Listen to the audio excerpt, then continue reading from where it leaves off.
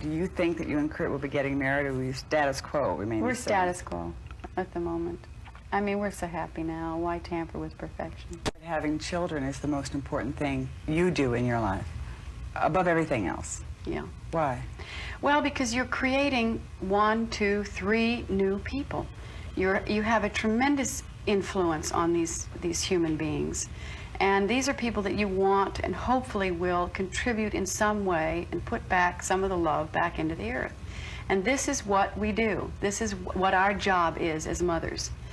We create a good little soul, and he or she will pass that on to his or her friends and make an influence. And that's one way we can help make this world a better place.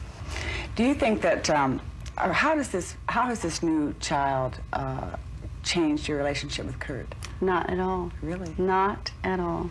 Kurt and I, there hasn't been 1 ounce of change in our relationship. We're still very, very much in love. We just have a beautiful baby.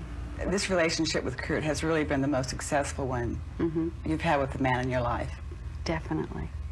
Was it just because you were older and ready for it?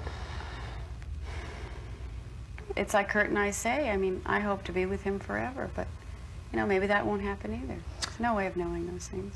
You and Kurt recently picked up stakes and moved to Aspen, Colorado. I've always wanted to move, and I said, I'm not going to be one of these people that says, I don't like L.A., and I don't like living here, and I don't like it for my kids, but this is where I work, and I never did move.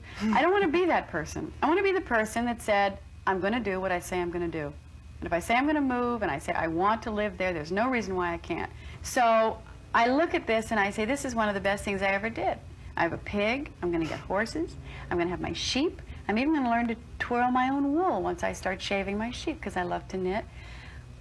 And we had 60 elk in the front yard yesterday, and a bear came up to the door.